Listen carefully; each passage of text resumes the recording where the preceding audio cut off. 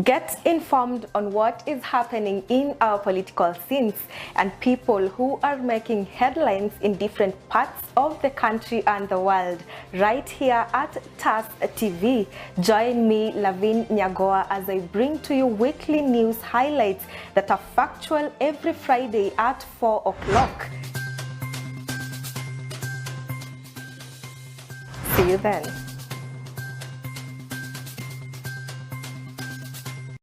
This is the newest, most exciting entertainment show where nothing is off limits.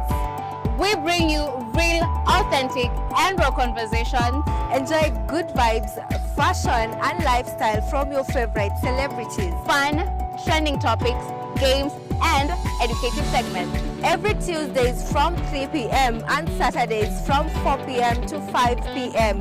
with me, Lavin Nyagoa and Hazel Jeru, only on The Unfiltered.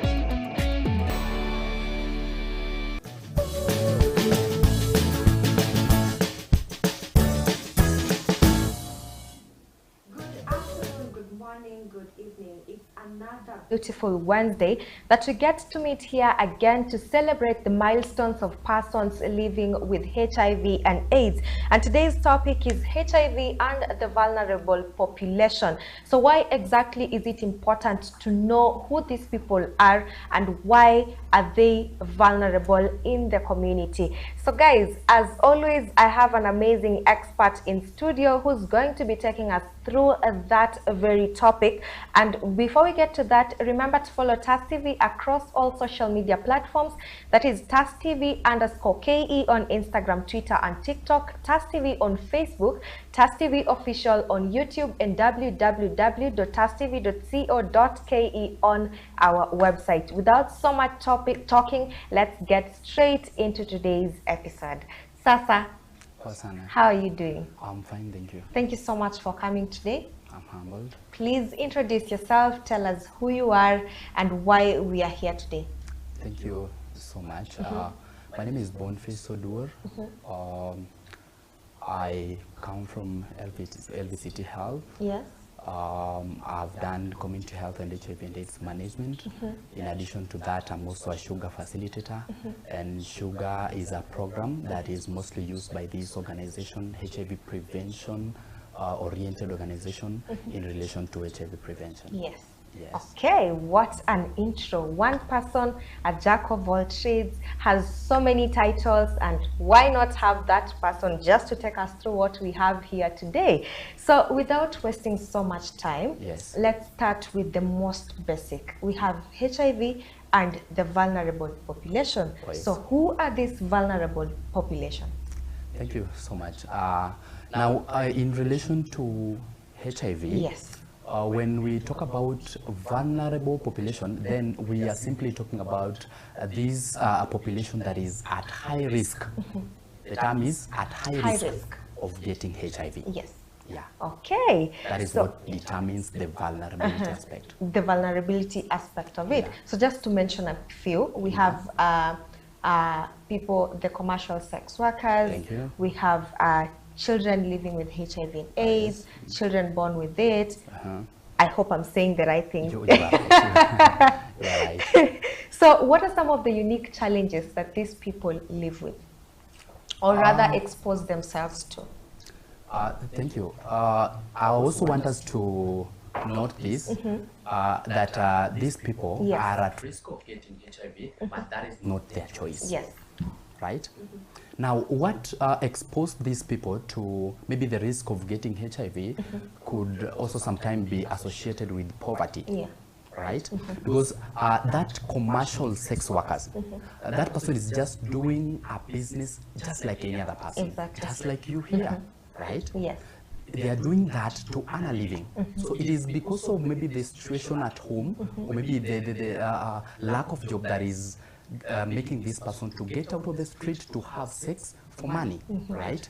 So other aspect that also would put somebody at risk of getting HIV is maybe the members of the community, sometimes they lack information about HIV, right? Yeah.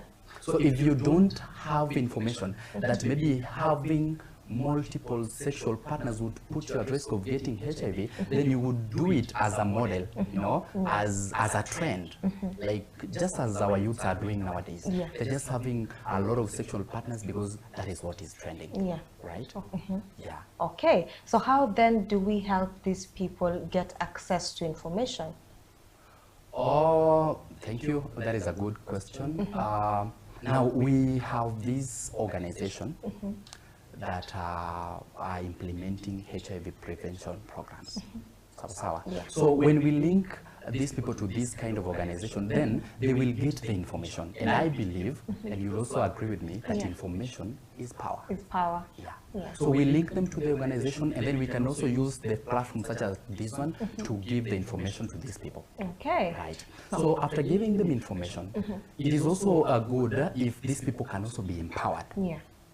So the empowerment aspect of it also, we put it in board. Okay, Right. so when we talk about empowerment, so what are the strategies or interventions that, you know, have been used to successfully get to these key populations in the society to help with especially, you know, the HIV prevention and care?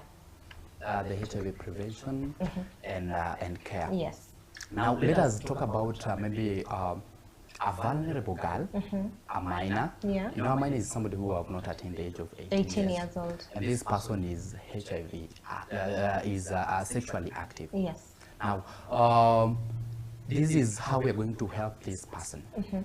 And this is what I would also advise the government also to support. Yeah. Because we have a lot of young girls who are at risk of getting HIV and they have not gotten a place where they can be rescued. Yeah. So for such like person, we enroll this person into a program, including the Boresha Jamii Initiative, the DREAMS program and all that. So when we enroll this person in a certain HIV prevention program, we are not enrolling this person because necessarily is HIV positive or not, but is exposed. So when you enroll this person, and then we start by giving the information, number one, about HIV prevention.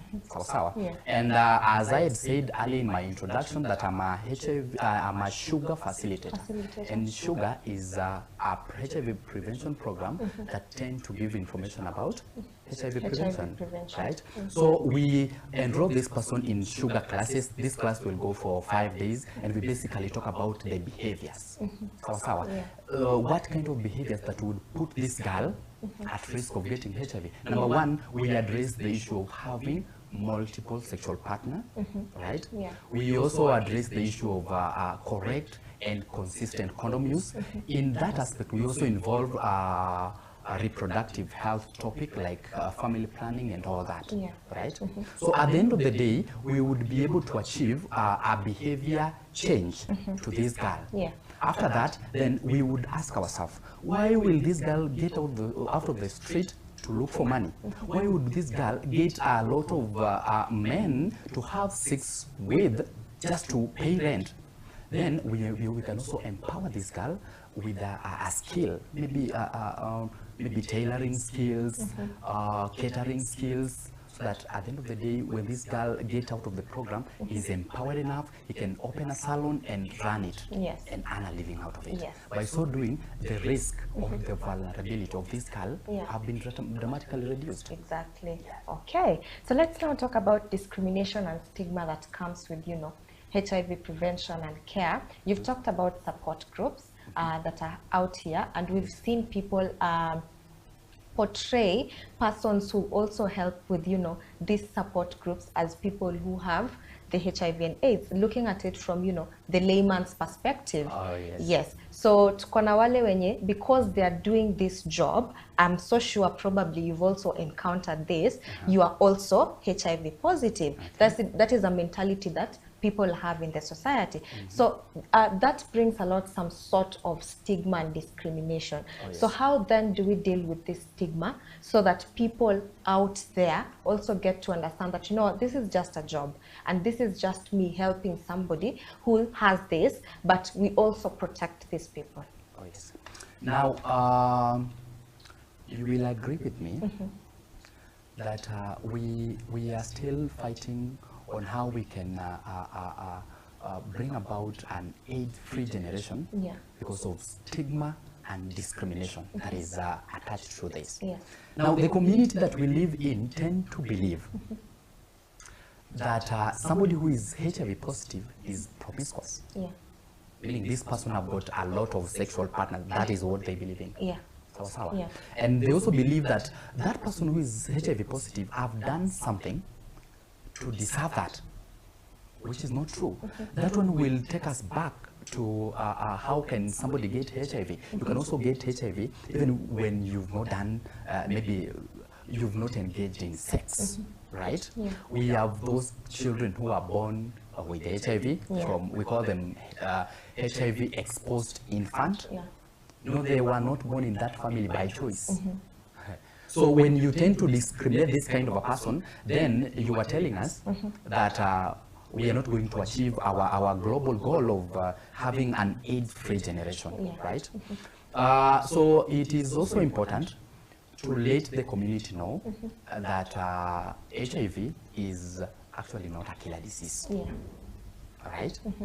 It is not a killer disease, and we can work on this. And then you will also realize that even those people who are outside there in the street, like the sex workers, if we would have 10 of them here with us, then you will realize that 6 of them are not even HIV positive.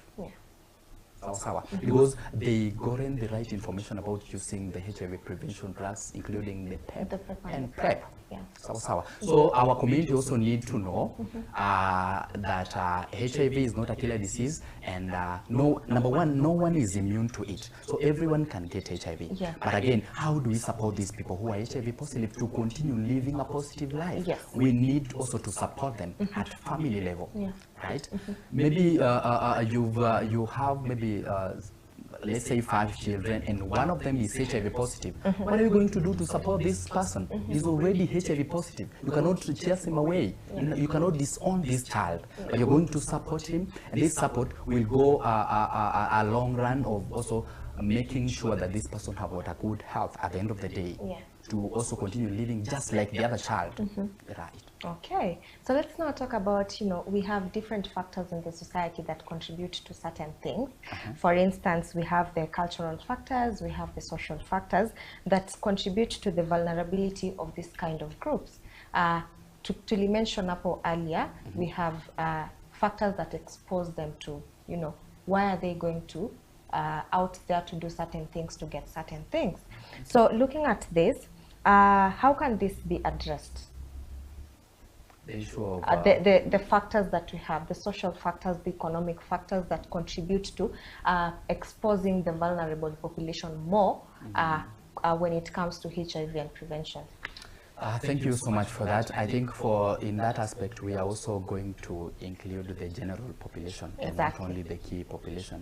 Because also the general population are also at risk of getting HIV. And then somebody would want to know what is the difference between a key population and a general population. General population is this person who is not that sexually active. Being not sexually active doesn't mean you don't do sex. You can agree with me, right? But maybe when you look at maybe the number of sexual partners, you maybe have less than 2 sexual partners. You don't have sex for money, because for us to determine whether you are a key population or a general population, then we need to do what we call HIV screening. Then when we do screening and realize that maybe in the past 1 year you have had sex for money, right? Then that one qualifies you to be in the other group.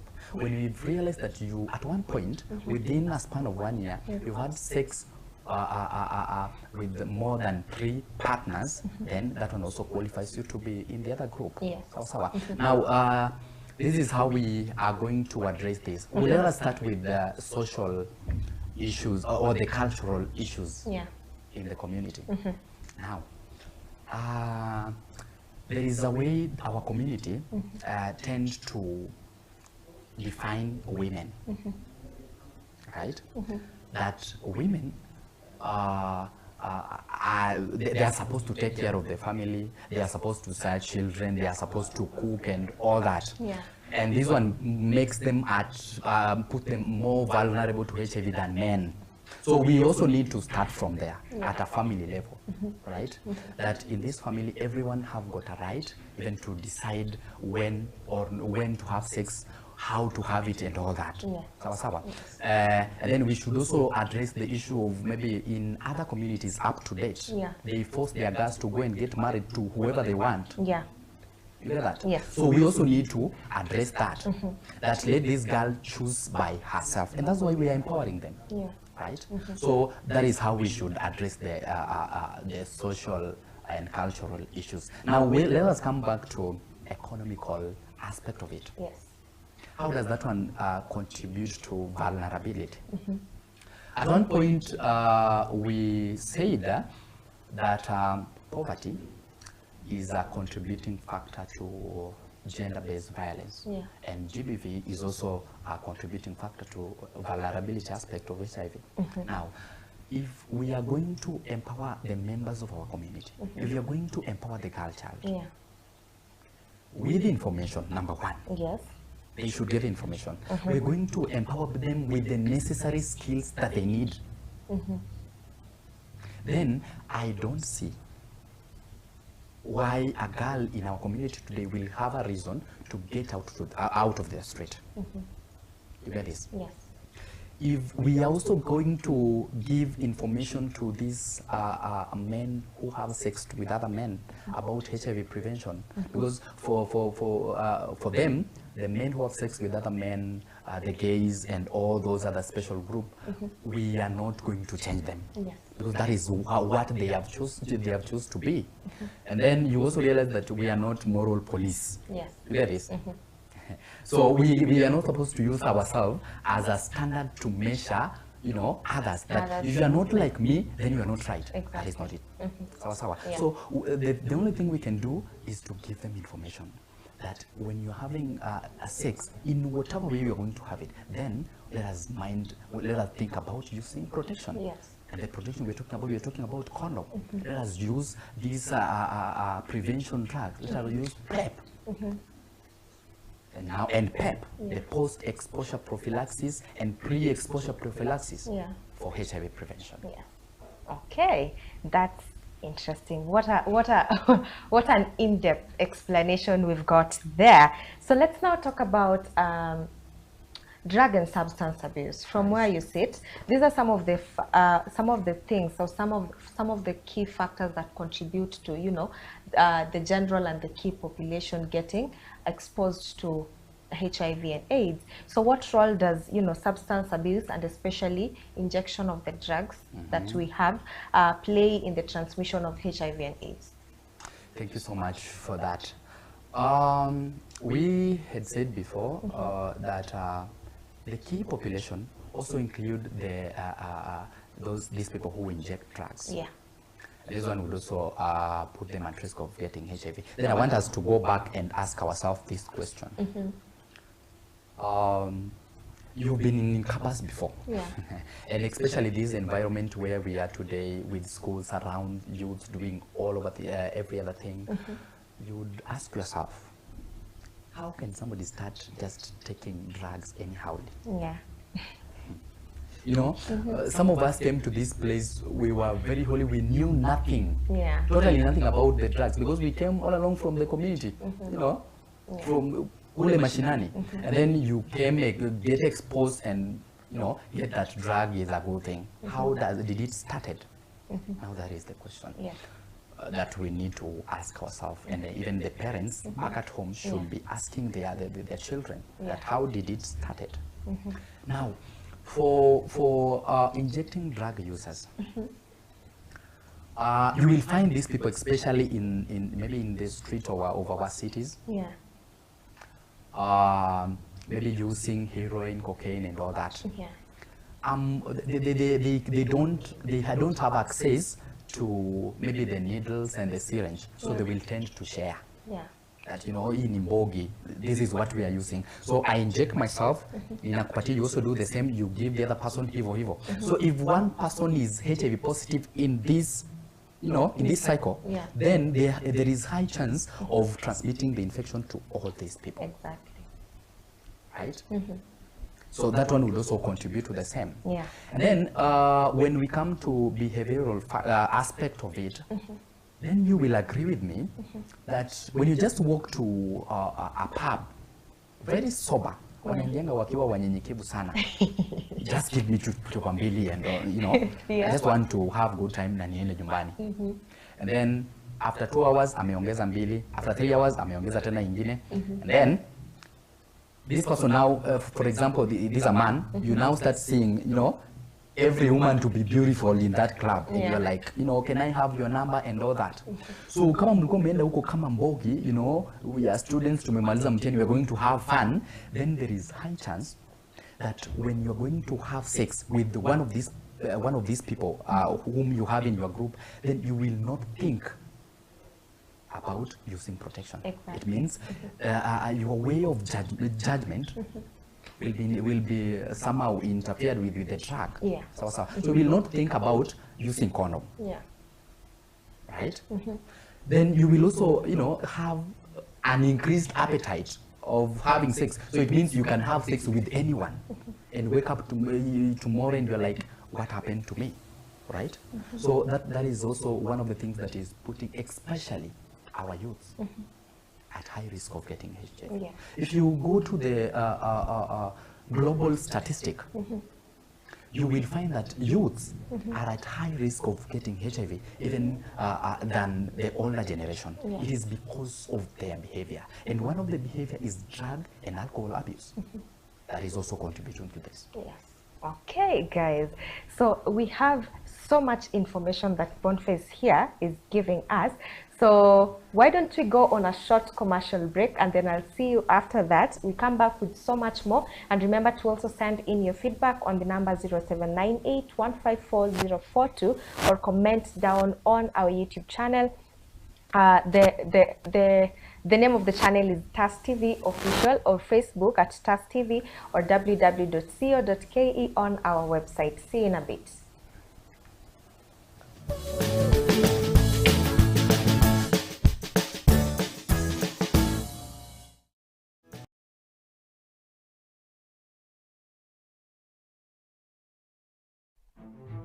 Welcome to TAS Media Institute, the home of undiscovered talents. You will be trained by professionals who have a passion in what they do. Do not be left behind. Enroll now and become a pioneer of TAS Media Institute.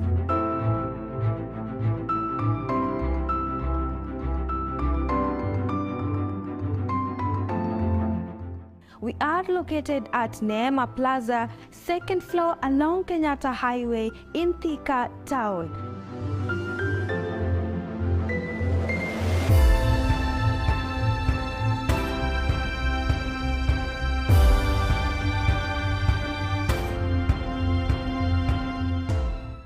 Life can sometimes take unexpected turns, and this family's story is no exception. When a gas explosion completely changed the course of their living, Mr. Joseph Lual and his family have been forced to face unimaginable hardships. But even in this phase of adversity, they have managed to persevere with so much resilience. And as the saying goes, adversity introduces you to yourself. Let's get the story of Mr. Joseph and his family.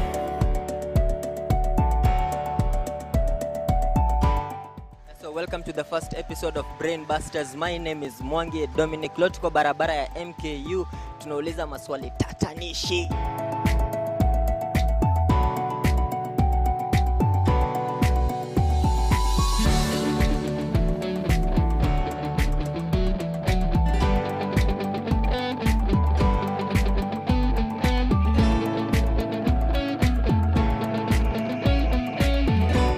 At TAS Media Institute, we let you discover your talent.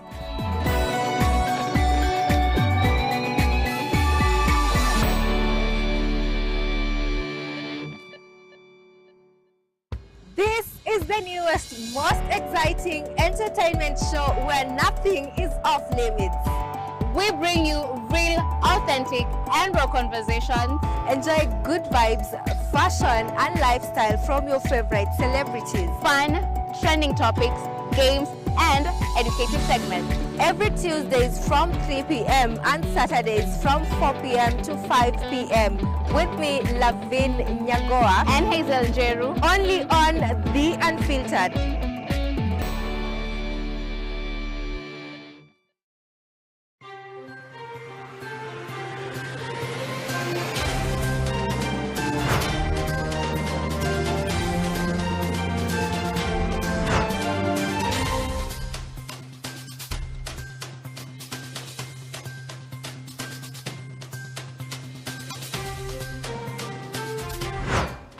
Get informed on what is happening in our political scenes and people who are making headlines in different parts of the country and the world right here at TAS TV. Join me, Lavin Nyagoa, as I bring to you weekly news highlights that are factual every Friday at 4 o'clock. See you then.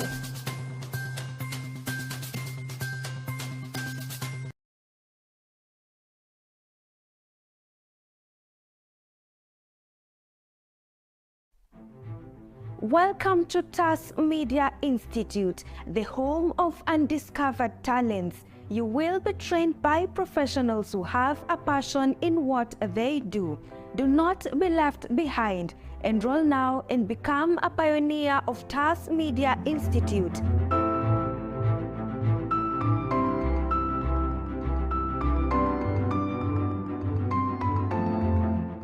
We are located at Neema Plaza, second floor along Kenyatta Highway in Thika Town.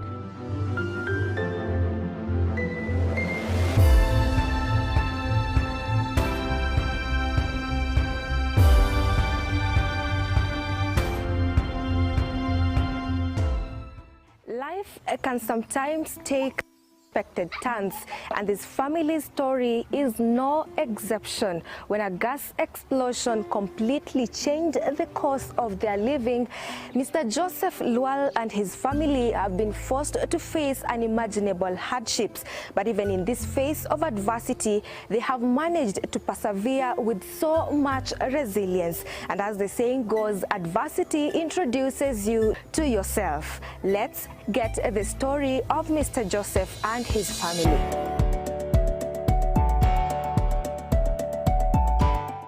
So welcome to the first episode of Brain Busters. My name is Mwangi Dominic Lotko, barabara ya MKU. Tunauliza maswali tatanishi.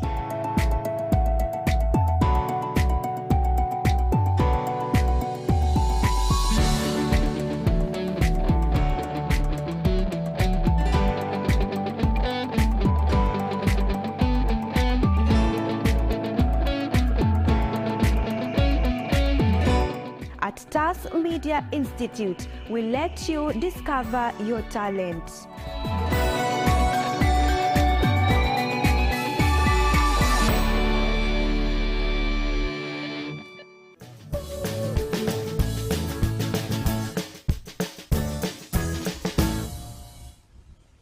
Welcome back, guys. Thank you so much for tuning in. And in case you're just joining us now, we are discussing HIV and the vulnerable population, or rather vulnerable, the key population, and the general population. That is what we are talking about. Remember to send in your feedback at TAS TV Official on YouTube, TAS TV on Facebook, www.tastv.co.ke on our website, as well as the number 0798154042. Send in your SMSs and let us know what you think. So tunaendelea from where we stopped. We've come back, and now it's that time that we discuss, let's talk about, the importance of access to comprehensive sexual and reproductive health when it comes to, HIV, and how this helps watoto, wasichana, the boys, the young people in the society. Oh, yes. In relation to reproductive health, it is very, very important that our girls, our boys and girls should come to, to be educated about this, about their sexual health and all that. Because the issue of the defilement, rape cases some of these cases have been reported because our young boys and girls do not have an information about their reproductive health, right? So maybe you get to find that msichana akiwa kwao nyumbani, yule msichana mdogo, mjakazi, ule mfanyikazi wa boma yao anamwambia let me do this to and this to you, right? Kwa sababu hajui what is not supposed to be done, the parts that this person is not supposed to touch, because ana information about this. Sawa. So when this happens, then our girls are also at risk of getting at risk, and that's why we are saying that the Ministry of Education should also incorporate this in education system. So that our boys and girls should be educated about their reproductive health from early childhood education. Because sai watu wanakuwa haraka sana. Maybe from grade 5 going forward, they should be educated. Okay. So let's now that you've mentioned the Ministry of Education, let's talk straight on, you know, the importance, or rather the role that education is playing to create more awareness in reducing HIV vulnerability in the society. I will agree that the education sector have been playing a very big role, but I want to believe there is still a very big gap to be covered as far as creating an environment for education or educating these girls about their health is concerned. We will agree that there is a gap that the government also needs to consider. And then in terms of support and all that, I've seen the other organization, the community-based organization, the non-governmental organization, and even churches have been playing a very big role in educating these people. So I want to ask the government that they should also support these organizations so that they can run smoothly. They should come out with policies that will enable this organization to continue supporting these girls, boys and girls in the community. Okay, talking about community-based organizations, we have seen them do so much work in the society without government support, which is why I believe you're saying the government should do a lot more to help them run. And you find that dealing with the communities, and especially the slums that we have in the country, ni ngumu sana at one particular point. So what is it that should exactly be done, aside from the funding, of course, to help them run properly and help other people? What else should be done to support these organizations to make sure that the work they are putting out is nisawa, for lack of a better word? I think it is very important for the CBO, the NGOs also to sign an MOU with the government so that they can work hand in hand. Because you will realize that these the organization and the government have been running at a parallel direction. Independently. So every part have been running independently. So if all these things are encapsulated together, then we are going to achieve a lot. Because you will find that these CBOs and organizations, some of them do not have access to government facilities. Some of them do not have access to the hospitals, where they would also want to support. They don't have access to some schools around, and that is why I said before that the Ministry of Education also need to work hand in hand with these people, with the organizations. So I think if they will come up with policies to enable them work harmoniously, then we are going to achieve a lot. Okay, so let's now talk about the youth. From where you sit, you said the youth are the ones who are at high risk of getting HIV and AIDS. So what then should the government do to ensure that they're supporting this group of people to help them? Thank you. That is what I said, but do you agree? You tell me, what do you think? That is why we are here. You know, you also fall in that age cohort.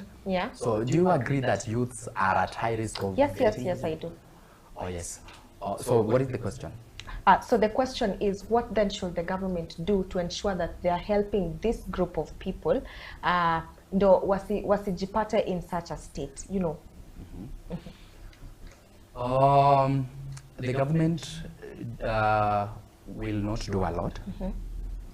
I think health is a personal responsibility. and you will agree with me with that these youths are at high risk of getting HIV, Yeah. but some of them are at risk by choice. Yeah. Right? Because when you are having so many sexual partners, how do you want the government to intervene in this? You know, even if we've been crying all along that economy ni mbaya, uchumi ni mbaya, uchumi ni mbaya, how much does a condom cost? 50 shillings. 50 shillings. Yeah. In fact, you're going to get three pieces. You know, Yeah. that is enough to satisfy somebody. So if you don't make that initiative of getting a condom for yourself, Yes. then how do you want the government to help you? So, in a nutshell, I'm saying this is a personal responsibility. And that one doesn't mean that the government will not, do not have a role to play as far as protecting these youths is concerned. Yeah. They also have got a role to play. These youths who are getting out of the street, out in the street to look for money with, you know, using their body, and that is what we call having sex for money. Yeah. I think if they get a platform where they can be supported, some of them you will not see them outside there. Yes. So, then the government also have to strengthen the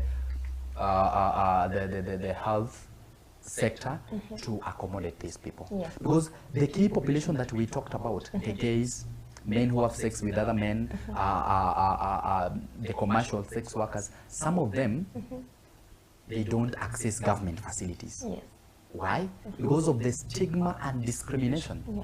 You know, because maybe you only have a level 3 hospital in your society, and whoever is working at the CCC clinic is your neighbor at home. So how will you go and explain to this person that, you know, I've been having sex with a lot of men, so I need PrEP or PEP for that matter? How are you going to do that? This person will leak the information. Yeah. So they fear. So the government also have to come up with strategies to also strengthen the health sector to accommodate these people so that they are not stigmatized by the health profession, and they are also not stigmatized by the community. Okay.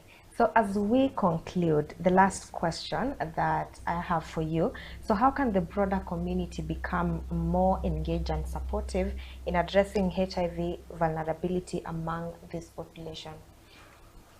Thank you so much for that. I think a big role that is supposed to be played as far as HIV prevention is concerned is supposed to be taken care of by the community. Right? Yeah. So even if we are going to come up with a lot of programs to support these people, but the program or the program or the CBOs belong to the people. Yes. Right? So the community itself should come up with ways to support these people, link them to health facilities, link them to where they can get the necessary support, and also give them the what we call PSS, psychosocial support for that matter, so that they can live and feel to be part of that community. Yes. Okay, so guys, it has been an amazing episode. We've learned so much from Boniface. I believe we're going to have him for so many more sessions, so that we're just able to understand what exactly goes on with, you know, the entire HIV community. And that is why we are here. That is why we have Counting the Red Ribbon. And just from his words, the first step is your personal responsibility. Your health is your personal responsibility. So make sure that at the end of the day, you're protecting you. By protecting you, you're protecting your neighbor. And as I always say, in a world where you cannot be anything, always remember to be kind. Do not stigmatize anyone. Do not discriminate anyone. Your parting shot. Thank you so much. Thank you so much for having me for this. You're welcome. Session over here. I'm so grateful. Yes. I think we are here to support the community. The government is there to support the community. The organization are there to support the community. And no one is supposed to say that maybe they are at risk of getting HIV. No one. Because the facilities are there. Everything is there. It's there. At their disposal. So it is good to take care of ourselves. As much as we could be having a lot of goals to achieve in life, but if you don't take care of yourself, if you don't take care of your health, then all those plans remain to be paperwork. Yeah. Okay. So if you don't take care of yourself, all those things remain to be paperwork. Those are his last words. Guys, let's meet same time, same place next week. My name is Lavinia Goa, and this has been Counting the Red Ribbons.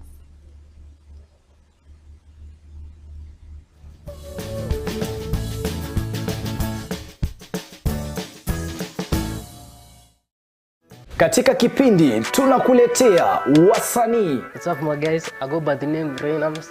Eti nikipita kwa macho na nipimia, na kama sina pesa unguwezi nipimia. Hapa Shenster the Poet manze. Ngoma moto moto. If you wanna show some love but don't fake it too.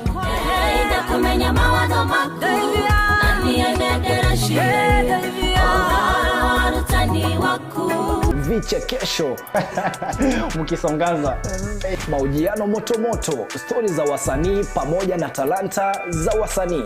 Fiki wa kasi gani kama wapatikani wakati wa shida. Na pia kwenye kipindi utabambika, utajijenga, utaelimika, utakuza talanta yako. My name is Rebecca Mutie, I'm a model and I'm Afri Kenya. I'm a student. Napenda kusikiza kipindi cha Bonga na Katoni kila Jumatatu kuanzia saa 9 mpaka saa 10. Kumbuka ni kwenye Bonga na Katoni ndani ya TAS TV kuanzia saa 9 hadi saa 10 kila siku ya Jumatatu. This is Bonga na Katoni in TAS TV. Karibuni.